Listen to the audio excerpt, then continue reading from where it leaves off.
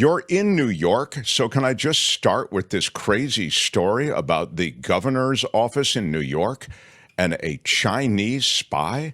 I mean, it's pretty remarkable that a, I guess, a Chinese operative, and it was as I remember here, I'm trying to find the story as I'm speaking to you.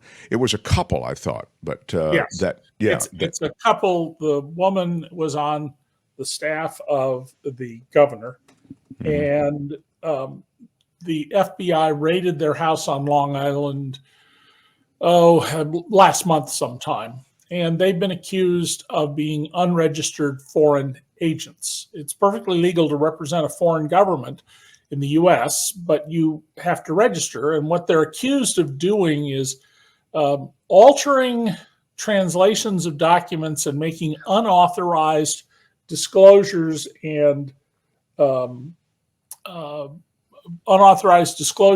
invitations to the government in Beijing and acting against the interests of the government in Taipei, in Taiwan.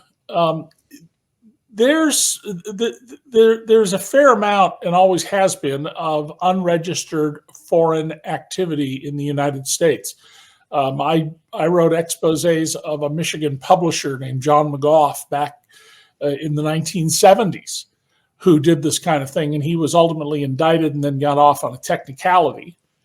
But this relationship with the woman is sort of not surprising. The Chinese worked very hard, the Beijing government, to interfere with and undermine what we're doing. At the same time, today, 4 people in Florida who belong to a group of Black Americans who are antagonistic to the government are on trial as unregistered agents of the Kremlin, after the Kremlin brought at least one of them to Moscow and paid some of them. Their argument is they're simply dissenting from U.S. government policies. Well, you can do that all day of the week, but if you take money from a foreign government while you're doing so, then you may end up being prosecuted. And indeed, when you're in the governor of New York's office and you're blocking various access to high-ranking New York state officials on behalf, essentially, of the Chinese government with whom you have a relationship, then you are, that feels like the clearest example of how you're acting as a Chinese agent. Right, yes, and the FBI counterintelligence people, this is part of what they do. Remember, the Russians, we found out back when Obama was president, had planted a bunch of families in the U.S. The children did not know their parents were Russian agents, and this led to the television series with Carrie, can't remember her last name, a television series called The Americans about. Sure. You're right, though. It's sorry. Check it, Tony, Kim. Carrie Russell. Wow, there you go. And poor kids, you got it. The poor kids get sent back to Russia. They don't speak Russian. They know nothing of Russian culture. The same situation, though, in this case, for nefarious reasons, that the DACA children are in. The kids who were brought here sometimes when they were diapers and don't know their home country, don't know the language there, and if Donald Trump has his way, they'll be rounded up by the military at bayonet point and thrown out. Well, indeed, there was some of that at the beginning of the Trump administration. It was very well reported, and there were heartbreaking videos of just that, which David is talking about. I wanted to do something with you today because we are awash in Trump video and comments and in different places. He's getting out there, David, I was saying in the first hour, in a way that respects the power of media like this, meaning it's not mainstream media where he's now appearing. He can only get so much out of Fox News Channel. You're kind of playing to the base, and the Mark Levins and the Fox and Friends of the world are only going to get you so much. So he showed up on Lex Friedman's podcast. Tony, played David a little bit of the Chinese. They break it up, and I'll play you a couple different things, but just because we're on China. He was asked about China. Do you have that ready to go, Tony? Can you share a little bit with David, please?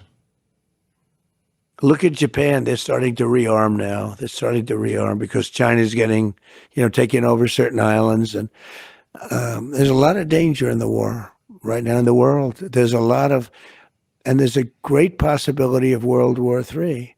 And we better get this thing done fast because 5 months with people like her and him, he's checked out. He just goes to the beach and thinks he looks good in a bathing suit, which he doesn't. He's sort of checked out. Hey, look, you can't blame him. That was a coup. They took it over. They took over the presidential deal. The whole presidential thing was taken over in a coup. He had 14 million votes. She had no votes, not one. And nobody thought it was going to be her. Nobody wanted it to be her. She was a joke until 6 weeks ago when they said we're going to have to, politically, they felt they had to pick her. And if they didn't pick her, they thought there'd be a problem. I don't know if that's right or not. I actually don't think it's right, but they thought it was right. And now immediately the press comes to their aid. Again, I'll remind you, he was asked about China. He spent a second. I mean, literally, I didn't cut anything out of that. Okay, David K. Johnston? Yeah. All right. Donald is clearly had some serious mental decline. He isn't able to stay on a subject for very long.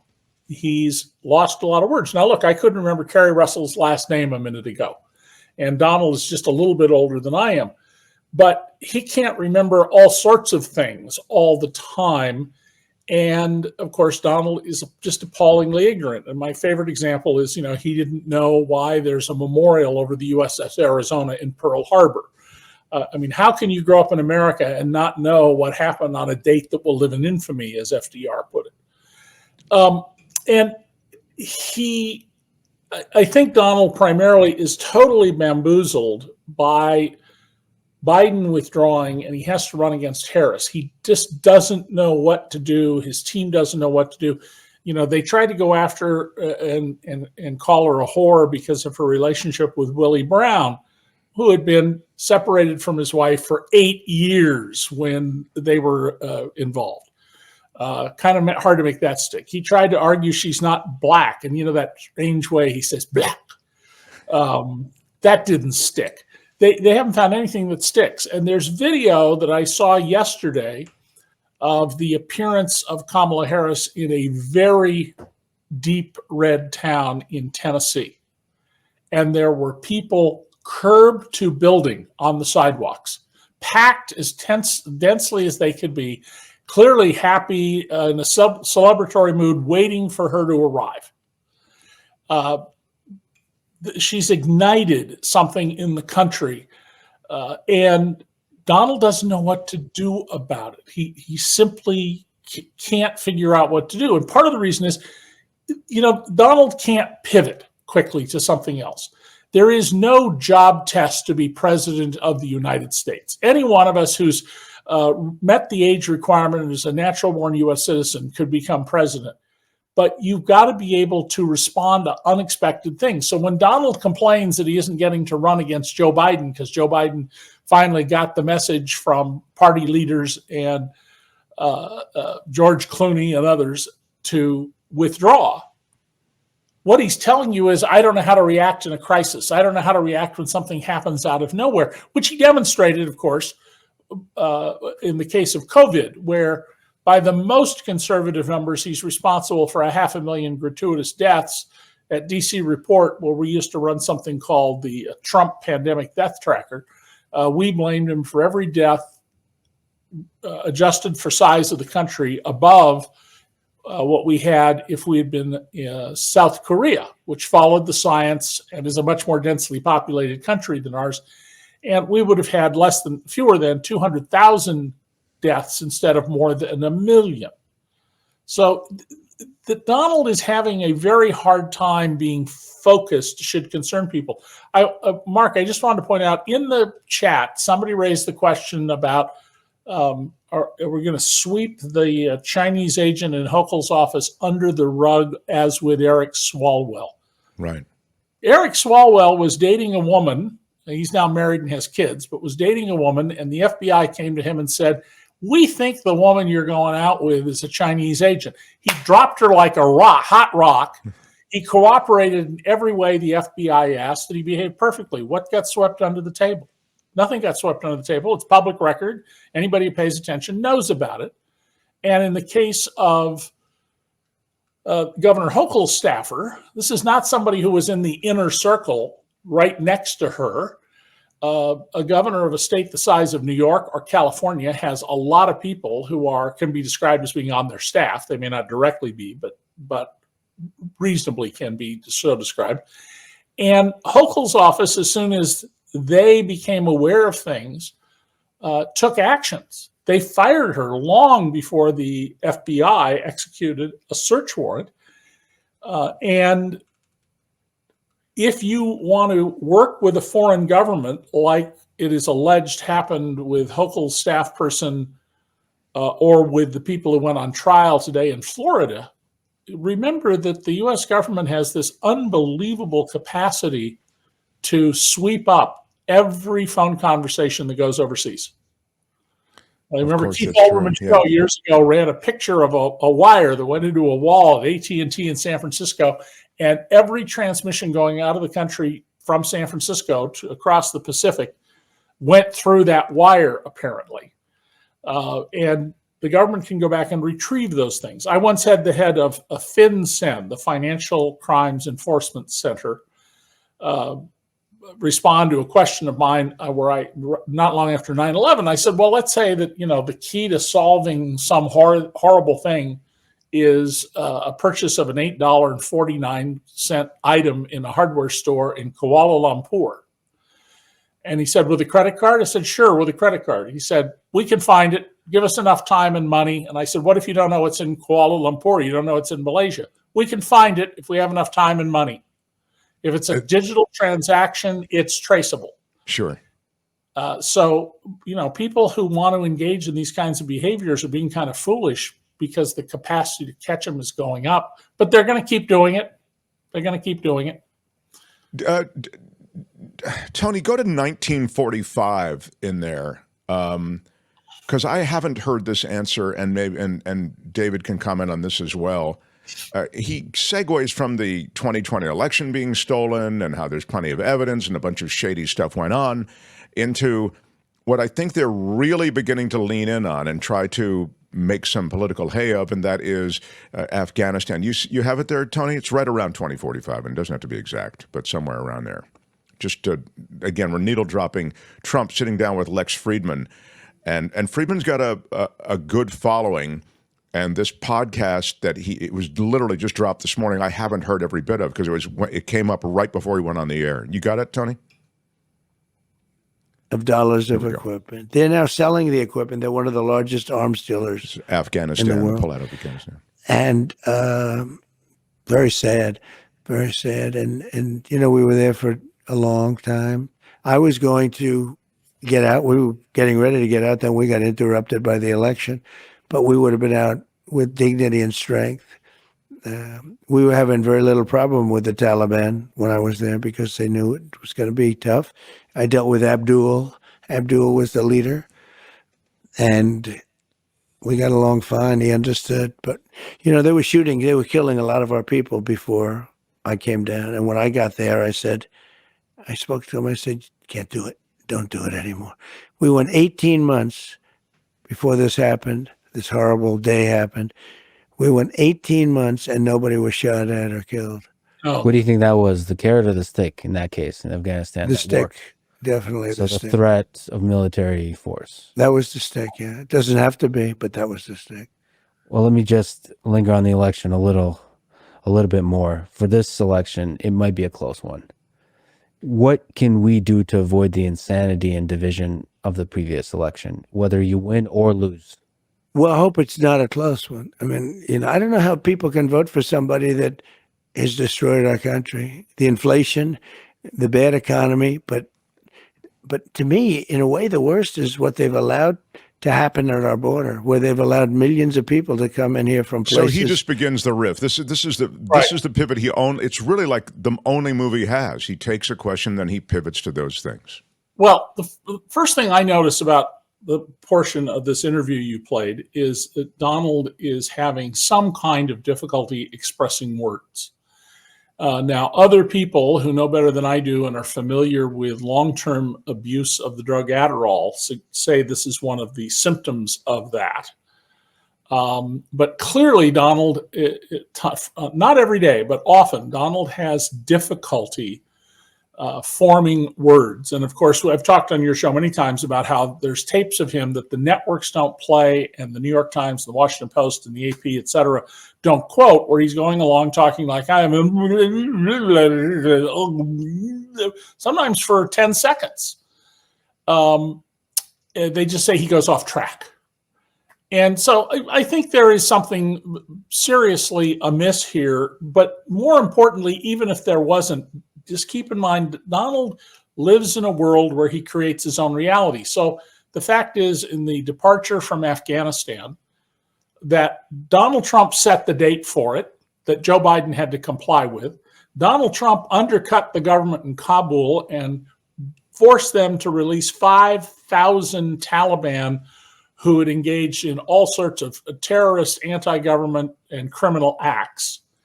And there were 5 times as many American soldiers killed on his watch as during the period, the very brief period after Biden took office that the U.S. left.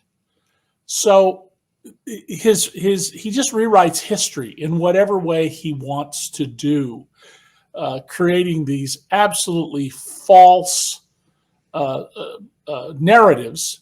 And he's a con man, and as a con man, he just expects that if you follow him, you've let down your guard, and you can get people to do anything. I mean, this has been true of the cult leaders like John Roger that I exposed, who got people to engage in all sorts of wrongful behavior. It's true of people who are simply trying to pick your pocket through various techniques, pigeon drops and others. And Donald is, you got to respect the fact that Donald is not just your average con artist. He is the most successful con artist in the history of the world, hands down. Yeah, he's top of the game for sure. And I think he's been helped, David, you'd concede, by the immense push of Fox News Channel and right-wing media, which is and also by working the refs of left-wing or mainstream media. I mean, you work those refs long enough and they do things like they don't report or somehow normalize stuff that you say that would normally be heinous and might be disqualitative. You know what I mean? It's remarkable how he gets help from the media. I in contact with a group of about 2,600 of my former New York Times colleagues, people at all different levels in the paper and lengths and experiences, some of them there 2 years and some of them there for 60 years. And I would say there's very widespread concern about how the Times, which is the most influential news organization in the world, every significant news director and editor in America, the first thing they do when they get up in the morning is they study what's in the New York Times and what's on the front page, which the paper puts up a replica of, if you know where to look for it, on the digital version, to look for guidance. Doesn't mean everybody follows them, but to look for guidance. And the Times does not seem to understand that Donald Trump is not just a politician. They read a whole big piece the other day about his policies. Donald doesn't have policies. Donald, whatever he thinks you want to hear, he'll tell you. And that's why he said different things about abortion to different audiences, because it doesn't occur to him that there's folks watching who are going to say, wait a minute, those don't line up. You're providing 2 different and incompatible comments. So it's very troubling that politics reporters, and we should not call them political reporters, we should call them politics reporters, and the editors who they report to just cannot get their heads around the fact that covering Donald Trump as a criminal and a con artist is not being biased against him. It is recognizing the nature of who and what he is.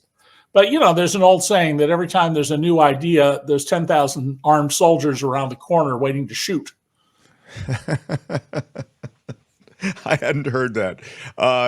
The real I'm wondering how much of this factors into it. The recriminatory aspects of who he is. In a Trump administration, he would go after his enemies. He would go after his enemies in the press. I mean, you've even spoken before here about the fact that you might be on some kind of list. Hey, Nixon had an enemies list, and there were press people on it. It was only 33 people long. It was, by the way, among the people on it was the great editor who hired me and brought me to the LA Times.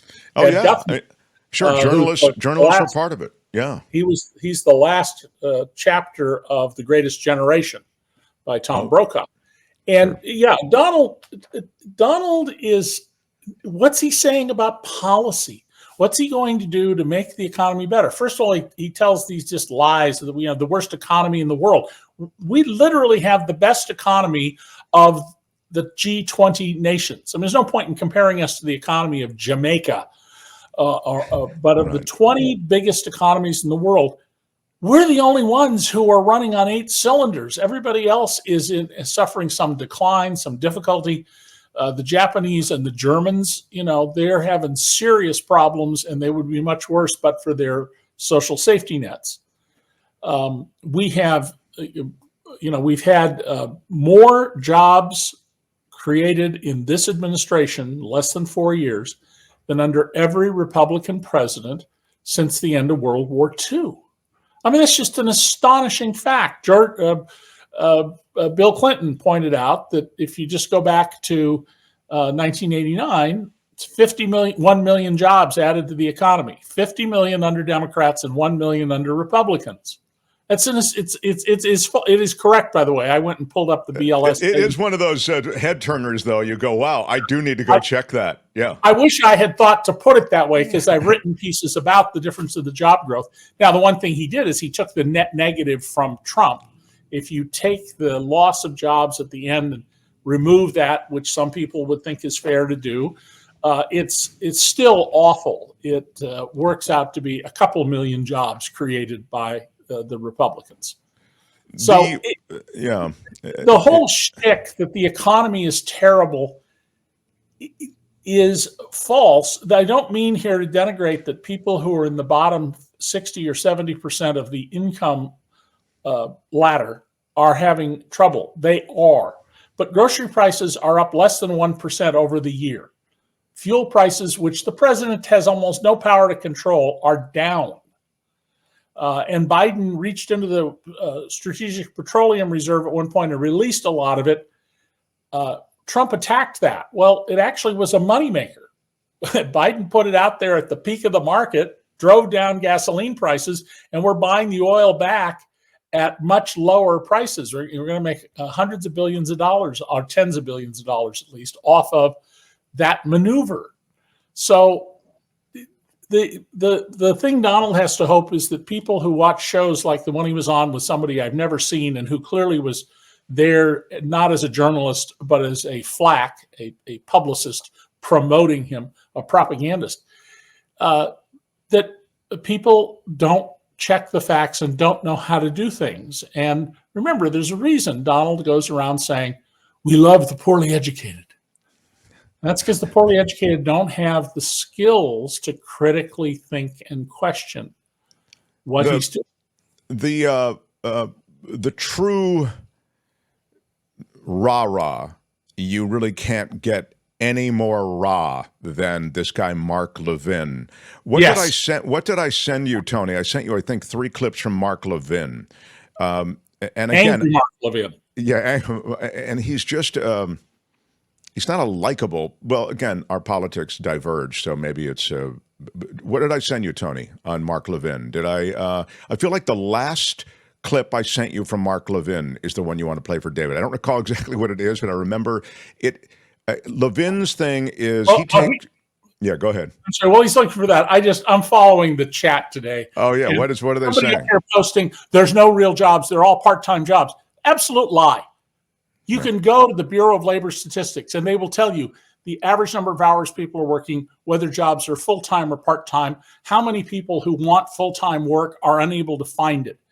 And this is an absolute lie, just like Trump claims 107%, or in another case, 120% of the new jobs are going to people who are here illegally. Those are just lies. We actually spend a lot of money as taxpayers going out, gathering, collecting this kind of information. We publish it. The methodology is known. People who are into statistics as a business, because all sorts of businesses depend on the federal government data to plan for their capital expenditures, their hiring, their advertising budgets, their research budgets. They rely on this information. And if it wasn't believable, well, guess what? They would be screaming bloody murder about it. So, this lie being spread by some people in the chat is just indicative of people who don't care what the facts are. They don't go to check them. Yes, you keep an eye on the chat. But now, hopefully, we've got we've got the Mark Levin queued up. Oh yeah, do you have the Levin queued up now, Tony? Can you give it a run? Thank you.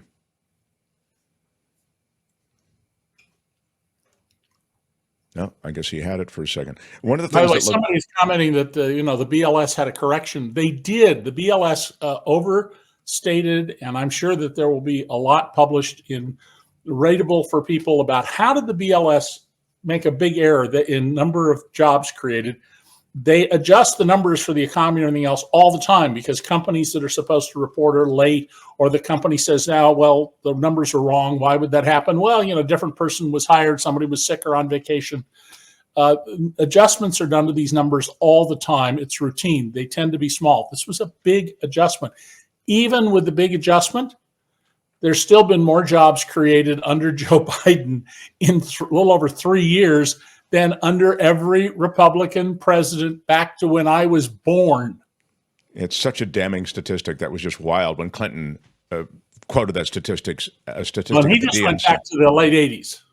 Yeah. Oh, yours goes all the way back too. I'm yeah, going before back that. When Eisenhower came in 1951, that's the first Republican president after the war. Going forward, there'd been just very little job creation. It's one of the things. When I was young, I just assumed, Republicans, we have a stronger economy. And then when I was studying these things and writing about them in the newspapers and going through the data, I realized years ago, my goodness, the stock market performs better when there's a Democrat in the White House. There are more jobs when there's a Democrat in the White House. The GDP grows faster when there's a Democrat in the White House. It is not intuitively what you would think from the discussions in our culture, but you can go look at all the data, and that's what it shows. Well, it's one of the triumphs of their media campaign and their branding that they've somehow branded themselves as more fiscally responsible and better on the economy, when the reality is just the opposite. I mean, that the Democrats are the ones who are fiscally responsible. And look at the deficit run up under Trump. I mean, it's twice. In 4 years. And, people forget that when Obama came into office during the Great Recession, he inherited this terrible problem. He cut the annual budget deficit. That's not the federal debt. It's the deficit each year by about 60%. Then it started to go back up a little bit toward the end of his presidency. Donald Trump added every year, spent more money, even when you adjust for inflation, in 4 years beyond government revenues than any previous 4-year period. Bill Clinton produced budget surpluses for 4 of his 8 years, and if you count the Social Security revenues that came in, he actually produced surpluses for all 8 years he was in the White House. And then immediately George Bush comes in with his tax cuts for the rich, and we're back into red ink territory. Well, he sent checks to every American to sort of essentially, play with that surplus, surplus money. Do you have it now, Tony? Or no, this will be my last time I ask. Okay, thank you. Here's a Trump with Mark Levin, who takes ass kissing to another level. First of all, in his questioning, but it's a place that Trump feels very comfy. Go ahead, Tony. You loved being president. You could see you were excited about it. You were engaged about it. Well, I love doing a great job for the country. I loved being president, but I loved it because we were doing such a great job. We had the greatest economy in history. Then COVID came in, and we did a great job there. I never got the credit for that, but that's okay. But that was so bad for the whole world. $50 trillion in damage it caused. Every country was devastated, including China. They were just a later version of it. But every country was devastated. It came in. We did a great job. We did things. We made the masks and the gowns and the ventilators. We were selling ventilators and giving them to the rest of the world. We were way advanced. I mean, so you can stop right there. That's so revisionist. It sure is. We had nothing, David, as you know, and he threw out the playbook on how to deal with a pandemic. Right, and it is true that we exported some equipment, but at a time when we didn't have enough equipment for our own medical personnel. The stockpiles of equipment turned out, many of them, to be literally rotted. They were just useless, the N95 masks. And Donald just rewrites history. I mean, the fundamental thing to understand about Donald is if he says something to him, that makes it true, even if he contradicts himself a minute later. And that's because he's a con artist. He's just trying to get you to suspend your skepticism about him and to move forward. And people often want to believe something. That's how con artists benefit. Boy, if I respond to this email, I'm going to get $25 million from this Nigerian prince. And all I got to do is send him $30,000.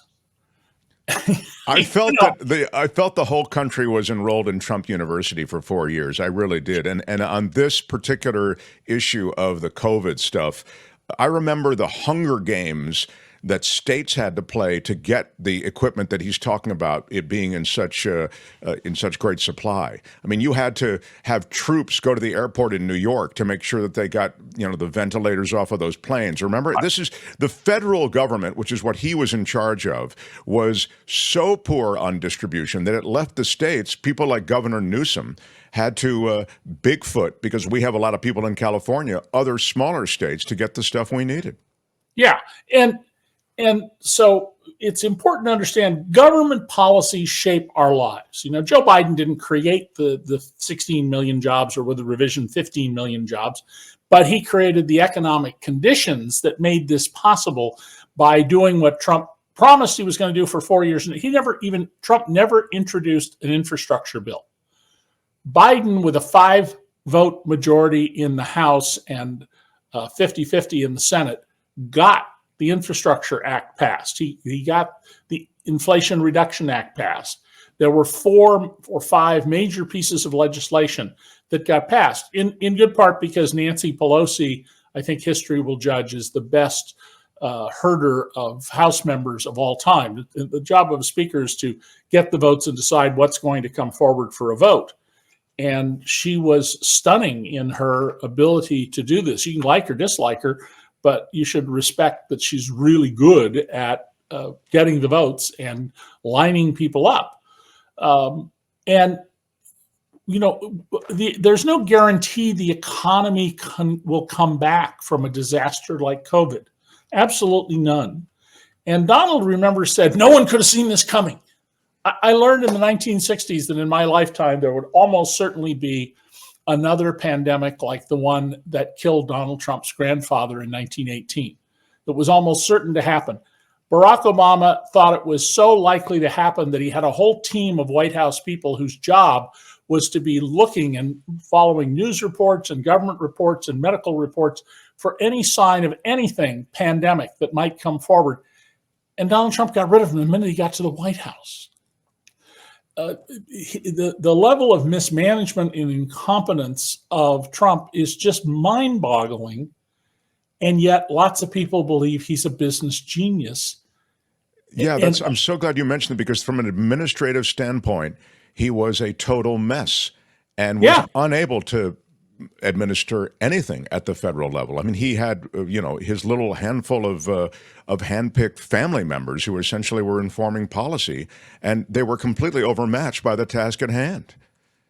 Yeah. I- And you know, he says, I appoint the best people. I only appoint the best people. Yeah. Well, let me see. 40 of his 44 cabinet appointees don't want him back in the White House. All but one of his chiefs of staff say he doesn't belong back in the White House. These are people who worked with him. Every single witness who's been noticed in court files in the criminal trials against Donald Trump is a Republican. Every one of them. So this is not some cabal. And Donald now keeps trying to say Kamala did this and Kamala did. She's the vice president. There's a play I wish somebody would revive that came out in, I think, the 1920s about a guy who's living in a boarding house and nobody pays attention to him. And one night they're all having dinner, and the woman who runs the boarding house, the landlady, asks people, "What do you do for a living?" And they go around the table and they come to this guy and he goes, "I'm the vice president of the United States." I hadn't heard it, but yeah. Oh, that doesn't. You're vice president. You go to funerals the president isn't going to go to. I mean, that's pretty much the job. And Harris is unusual in that he did send her on some major diplomatic issues to line up support for supporting Ukraine. Sure. And she was more than most vice presidents in the Situation Room. But it's Biden's policies, not Kamala Harris's. So running, that she made these things happen is laughable on its face unless you're poorly educated. Yeah, and low information, which is sort of the new catchphrase for some of that. Very last thing, as you size up where we are, Harris has done the sit-down interview now. There's the criticism she did it with Walls. Why didn't she just do it by herself, whatever. But it's been done. I mean, and that demand for it, I always felt, was from the media, because the media is in the business of doing sit-down interviews. Sure. You didn't hear from the public. And now even the criticism about the way it was done, that's mostly from the media, but the media animates a lot of those conversations among the people in the public as well. My question to you is, how do you see this whole thing settling out? It seems as though it really is going to be so very close, and I don't know that there's much movement there, despite whatever excitement and momentum there might be on the Harris side. I don't think it's going to be close in the popular vote. It's going to be close in the Electoral College. Joe Biden, I said, and I'll stick by my guns, would have won even after that debate with the popular vote by 10 million votes. Trump lost the popular vote by more than 3 million in 2016 and more than 7 million in 2020. Against Joe Biden, a man who has, all the charisma of a doorknob. And Kamala Harris has tapped into something in America. Partly it's people who are just tired of Donald Trump's whining and childishness and revenge, which does nothing for anybody's welfare except Donald Trump's. But also, she seems to have ignited something among people. I mean, you look at the crowds and how they turn out and how joyous they are. And that crowd you can get footage of in Tennessee, in a deep red town where all these people turned out. Picking Walls, who's sort of, hey, he's Mr. Middle America granddad school teacher, rather than J.D. Vance with his eye makeup and his constantly changing views and attacks on people who don't have children, which, by the way, would I guess include all of the nuns who taught in Catholic schools all across the country, maybe without cats. She's ignited something. Now, whether that will be substantial in terms of policy, you don't know until you elect a president. I don't think many people had any idea how bad Donald Trump would turn out to be as a manager when he became president. But Harris has a track record. When she didn't settle with the big banks when they said, all right, well, here's $5 billion for the horrible things we did that made us a lot of money. And she went, no. And she got $25 billion out of them. That suggests a pretty high level of confidence and steel spine. When she was DA in San Francisco, she started programs that have been adopted elsewhere around the country that were designed to minimize the amount of structural activity that pushes people into the criminal justice system who are not, fire-breathing, murderous, awful people. They're just people who don't know how to live, and they get into trouble with the law. She spent 18 years as just a grade prosecutor who'd come to work and they'd say, "You're trying this case next. Here, this is your case. This sexual predator, this murderer, this car theft, whatever it was." And 18 years of that teaches you a lot about human nature, how to debate. If she doesn't mop the floor with Donald next week, it will be very, very surprising because of those skills. And there's no one's been able to find any scandal. I've gotten several people who posted, including some people I went to school with in Santa Cruz, why aren't you digging into all the criminal activity of Kamala Harris? Well, there are reporters out there who've dug into her. She's a well-known track record, has a well-known track record. Nobody's aware of anything because it isn't there. And this notion that all public officials are corrupt and criminal, we got to get rid of that. We need to get rid of that, just like we need to get rid of this notion that, those who can do and those who can't teach. We should be honoring people who do public service, and we should be honoring people who teach. Here. So true. He's making, just on the debate thing, and I'll let you go, he's making, because we had it in the show anyway, noise about, it's stacked against me, ABC is unfair. He said ABC is probably the worst in terms of fairness. That's a quote. The other is George Flopadopoulos. The people they have they're just terrible. Jonathan Karl. So he's making these pre-debate excuses. But as you and I touched, I think, on this the last time we spoke, he has to do this debate. I mean, all this talk about how he's going to wriggle out of it. No way, man. Not at this point in the race. That would be awful for him. I will not be surprised if he does find some excuse, but it would be a serious mistake for him not to go to the debate. And I think it will turn out very, very badly for him, because she knows how to do the thing that will get Donald off his plan. She is going to mock him or make fun of him, and she's never going to take the bait on racism. It's never going to happen. She's lived 60 years and has learned how to not be baited by people about that. But if she can get under his skin, Donald will do what he always does. He'll say crazy things. He'll lose control, and he won't be able to keep on message.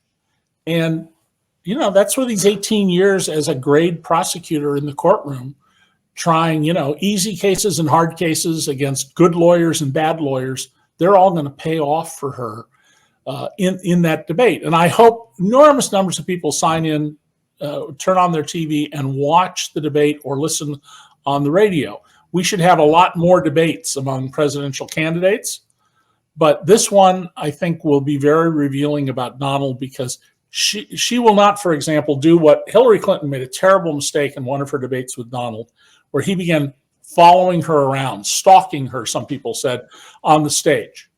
And clearly she didn't know what to do.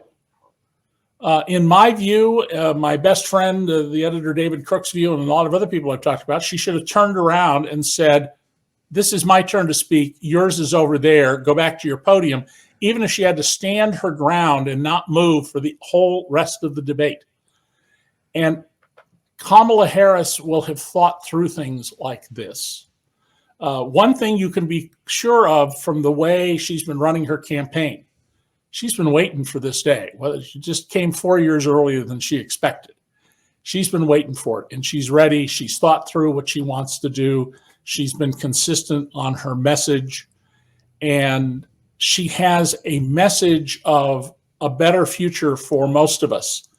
Donald doesn't have that message. Donald's message is, I'm going to arrest people. I'm going to get after people who were mean to me. And, "Oh, Daddy, it's snowing. Please, can you have your chauffeur drive me around in the back of your limousine so I can deliver my newspapers?" He literally did that, by the way.